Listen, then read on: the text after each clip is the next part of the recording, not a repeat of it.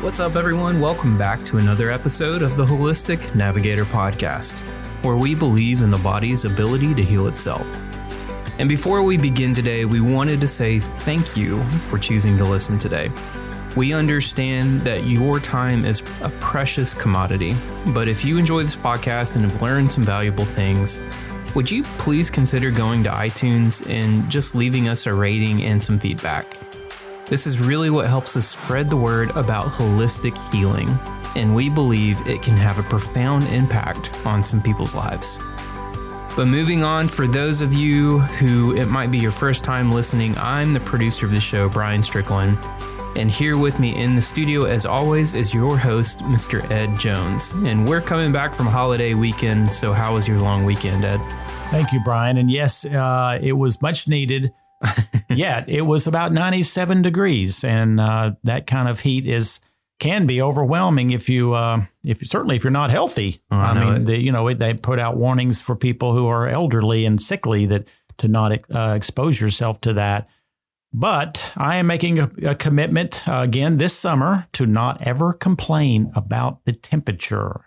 And because you know what, we're around a lot of people every single day who whine and complain about their life. And when you hear yourself complaining, it's self-perpetuating, and it's just another type of toxic level of emotion. And, I'm trying to teach myself all of the different components of can I live the longest, most optimal health possible, not the longest years, but the point of being fully functional, feeling well, having enough energy to pursue my dreams, and hoping that I can help others do that through the Holistic Navigator. Well, you probably don't want to hang around me because I plan on whining about the heat every single day in the summer. So okay.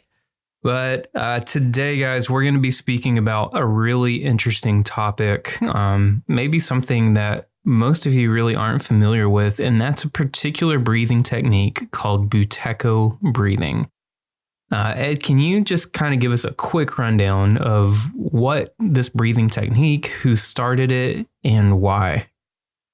I'm a person who's a seeker. I've been my entire life on many levels, but especially in regard to the health and also lack of health that any warm-blooded creature has. And I remember very well 20 or 30 years ago, it was at a zoo, and I saw a turtle that was 105 years old. And it just so intrigued me that how could this animal live that long? And thinking deeply about this, it is obvious that one of the components that a turtle accesses that very few people do is slow breathing.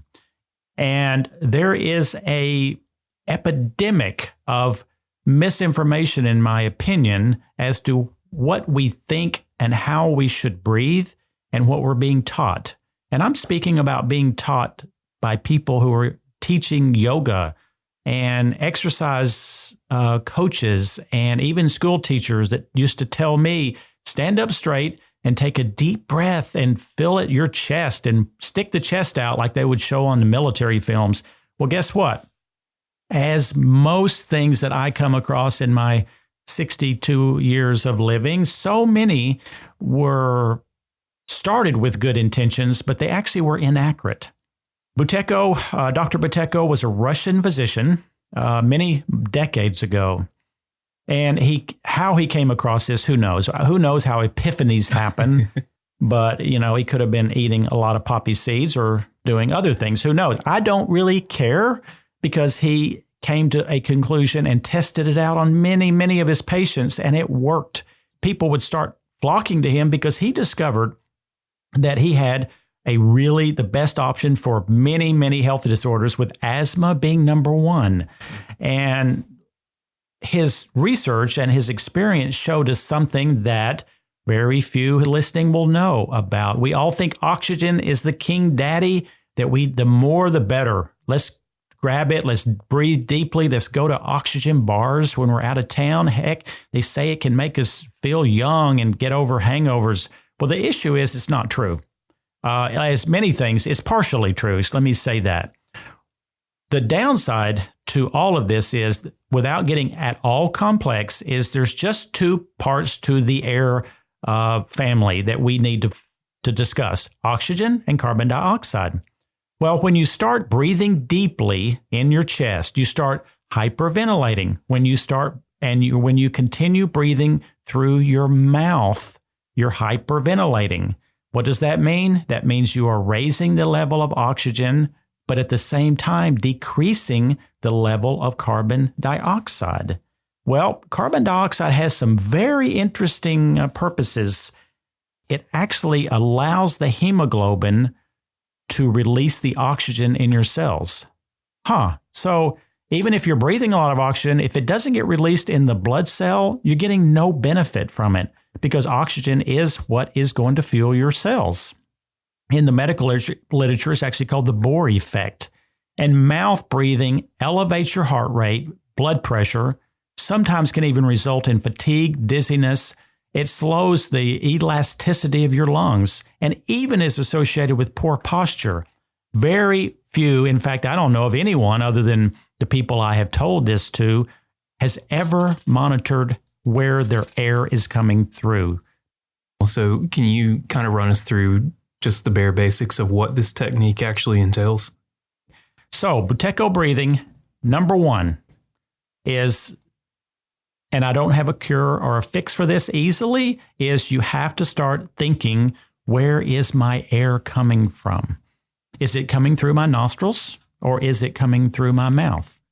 Now, me speaking on this microphone, I am not totally nose breathing. I am partially mouth breathing. But when you start in between something like this, you really need to start thinking, where is the air coming from, and start retraining yourself. And it is a process. This will not happen in a day or a week. I was, of course, again, fortunate to be schooled by a Buteyko practitioner about 4 years ago. And we would meet every single week. It was almost like a personal trainer where you go to the gym. You don't expect to get fit in 1 week. It takes months to even get into the protocol and program. Well, and I want people to know that there's a great website that I have followed called breathingcenter.com. On breathingcenter.com, there's a lady named Sasha. She was her whole life is about educating people on Buteyko breathing. So number one is we start thinking of ourselves morning, noon, and night about where's the air coming through, which hole. In fact, Dr. Buteyko said this: you should breathe through your mouth as often as you eat through your nose. That's a little harsh, but it really hits home. So during the day, start thinking about nose breathing. That's going to help you to raise your carbon dioxide to maintain the balance with the oxygen, and it's going to purify the air incredibly. There's not a better filter around than your nose. And when you breathe through your mouth, it's like taking your air filter off of your air conditioning unit and just letting all the air come through. It eventually clogs up the whole unit and it stops. And then thirdly is when you mouth breathe, you're sending a different signal to the nervous system, which is called the sympathetic nervous system, and it tends to alert it.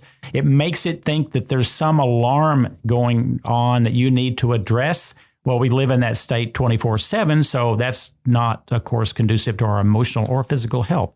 Now, before I move on, the one huge tip that I started embracing probably 5 years ago about this mouth breathing is taping my mouth shut every single night. Now, you don't do this with Scotch tape. You have to get the special tape called NexCare. NexCare, NEXCARE, is available many places online. And you're going to run this tape across the middle part of your lips, not all the way from the left to the side. And you will not believe how much better you will wake up feeling. Your mouth will not be dry. Your tooth decay will significantly drop because part of the reason you have tooth decay is, of course, the biggest part is bacteria, and it loves it when it's dry. It just seems to flourish in that environment. And when you wake up, you're going to be more rested. Why is that? Because when you relax the nervous system, you get into a deeper level of sleep for longer periods of time. When you're mouth breathing, I think we have a nation full of people who have sleep apnea. They don't have sleep apnea point to need a CPAP, but they go through periods because of stress and overeating eating at night before they go to bed, all the other components that cause the throat to want to kind of super relax at night, and then it lowers your oxygen, and then it kind of wakes you up, and then you wake up feeling tired. This piece of $4 tape, I think, has saved many people $5,000 CPAP machines. So bullet point number 2 is make sure that you go and try this tape on your mouth. When you do this, you're going to quit depleting the carbon dioxide reserves. And when that happens, you will start feeling just emotionally better, if not physically. And most people breathe about somewhere between 12 to 20 breaths a minute. The slower you breathe, the healthier you will become, and the more peaceful your life will be. So what is the goal? The goal is 6 to 10 breaths per minute, not 12 to 20. You can sit there and relax and count your breaths. So that's another thing you can do at home that will help you fine-tune the Buteyko breathing technique. We wanted to pause just for a quick moment and tell you about our sponsor this week. This episode is brought to you by Silver Biotics, creators of Silver Soul technology. Silver Biotics takes colloidal silver to a new level by providing superior products proven safe and effective through hundreds of reports and studies. It's the only silver technology proven safe through human ingestion studies, giving you peace of mind. Whether you're looking for wound care, immune support, or skin care, Silver Biotics' wide range of clinically studied products can help you stay healthy. Silver Biotics. Strong support. Strong body. Silver strong.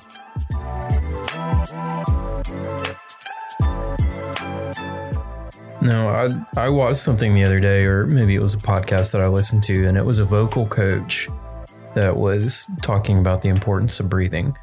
Obviously, we don't want to breathe through our mouths. We want to breathe through our nose. And with this method, is it concentrating on like that diaphragm breathing? So it's not the chest coming out, but it's your stomach coming out. And that's how you know that you're actually diaphragm breathing. Perfect segue into exactly what I was going to speak about next. Thank you, Brian. And it's called, in Buteyko world, it is called vertical breathing. Or horizontal breathing. And vertical breathing makes you feel taller because on the in-breath, you're raising your chest and shoulders. We don't want that. What we want is horizontal breathing. And at first, you may find it difficult to take a breath where your midsection and your stomach is moving out and even to the sides, because you're trying not to let the chest do it, because you're not getting air in the bottom third of your lungs. Mm-hmm. You don't have the resonation of voice that you will have if you can draw air from the lower parts. In fact, many people who have, I can't really make myself do it, but if you only breathe in the upper chambers, you're going to have a far, far worse voice. It actually kind of goes up and you kind of talk faster. And then, people don't like listening to people like this as much. They kind of get bored. So when you slow down and you take the breath from deeper parts of the lungs, people want to listen to you more. It actually works if you will try to do that. It really is. It's one of those things that once you begin paying attention to it, then you can't help but notice it. Because even after I listened to that, I really started concentrating on my intake of breaths, and the majority of mine really were just, I felt my shoulders come up and my chest go out, and I was like, oh man, well, I need to actually do a lot better about this. And once you kind of get the hang of it, I mean, it's kind of strange, but it does allow for a really deep breath. And so you find yourself, even when speaking like this, you can talk for longer. It changes the timbre of your voice. You don't have kind of that vocal drop off at the end of your sentences when you run out of breath. And so when you really start paying attention to it, it can make a pretty dramatic difference. It can, Brian. That's a great point. Now, the thing is, there's many coaches, breath coaches, and all the way down the list that really don't agree with Buteyko. And the thing about Buteyko is, before I even miss this point, you need to do this during exercise also. And those people who, nose breathe during exercise, it's dang tough. I will be honest with you. But the one thing that Buteyko speaks about that is so foreign to what we think is common sense is we need to learn to be comfortable with air hunger. Air hunger. Well, we all know what that is. If you hold your breath, you're going to start feeling the need to take a breath. Well, that's air hunger. And when you start Buteyko breathing, you will have to experience this. And actually, I thought this morning before I came on this podcast, most of my life, I have actually felt that intermittent fasting and fasting was not something I was comfortable with and did not believe in. I now have completely 180 degrees. If you've listened to my other podcast on weight loss and dysfunction of the body, you will hear me constantly talk about the importance of intermittent fasting. Well, the reason intermittent fasting works is because you are triggering within the body a type of actual balancing of the systems. That's what it is. When we want homeostasis, which is balance, and when we live on one side of the equation, you tend to lose that. And that's why when you intermittent fast, it kind of re-regulates a whole bunch of stuff that we need. Well, guess what? I've just came up with the term intermittent air hunger.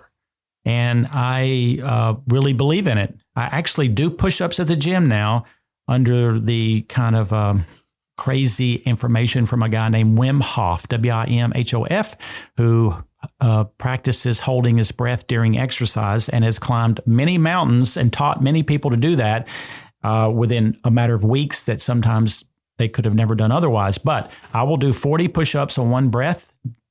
Did I start that way? No. But learning how to be comfortable with air hunger is a part of learning how to be optimally healthy. What about lung capacity? Do they make any claims about, does this increase your lung capacity at all? Can you hold your breath for longer?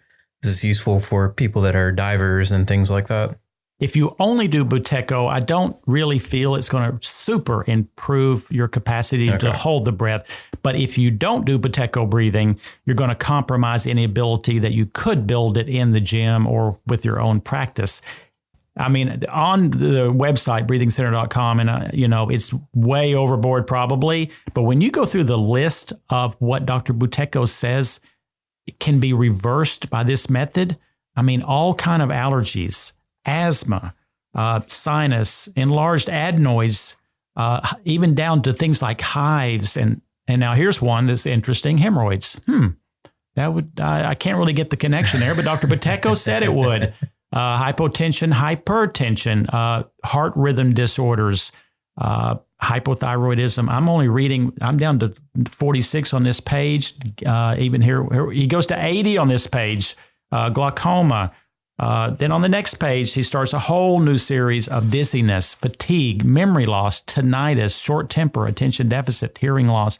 Well, you know what? We know that oxygen and air is critical to every function of this body. And if we are imbalanced in that, just like you will with nutrition or sleep or stress, then the body's going to try to accommodate it, but it does it in ways that is only about surviving, not about being optimally healthy. So here we are talking about another piece in the toolkit of how you can, without spending any money, learn something that can be incredibly, incredibly valuable into your life. I'd be really curious because, where we live in Chattanooga, seasonal allergies are ridiculous here. All the pollen in the spring, it just settles in the valley and it doesn't leave. And so, my nose is stuffy for months on end, it seems. So I'd be really curious to see how this works with nasal congestion and if it can actually clear the sinuses as well. I truly believe it can improve them.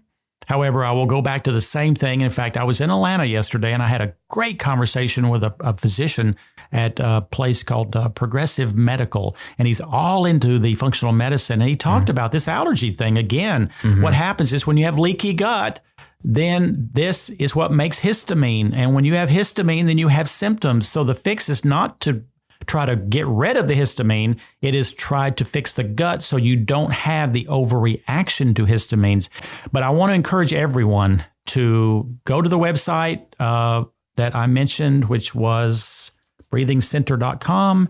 And they have some programs on there you can do online, but you don't have to spend any money. Get some books on Buteyko breathing. And Can you spell Buteyko for me, Brian? Do you have it in front of you? Because it is the weirdest spelling on earth. You'll never find it if you just try to Google it. So Buteyko is Buteyko. Yes, Buteyko Breathing Method. Well, we're going to cut it a little short today, but that was a piece of information that is a jewel. So enjoy adding that to your toolbox. And remember, if a doctor cannot do good, he must be kept from doing harm. Hippocrates long ago. Thanks for listening to the Holistic Navigator podcast. For more information, previous episodes, and other resources, visit www.theholisticnavigator.com. The information on this podcast and the topics discussed have not been evaluated by the FDA or anyone of the medical profession and is not aimed to replace any advice you may receive from your medical practitioner. The Holistic Navigator assumes no responsibility or liability whatsoever on the behalf of any purchaser or reader of these materials. The Holistic Navigator is not a doctor, nor does he claim to be. Please consult your physician before beginning any health regimen.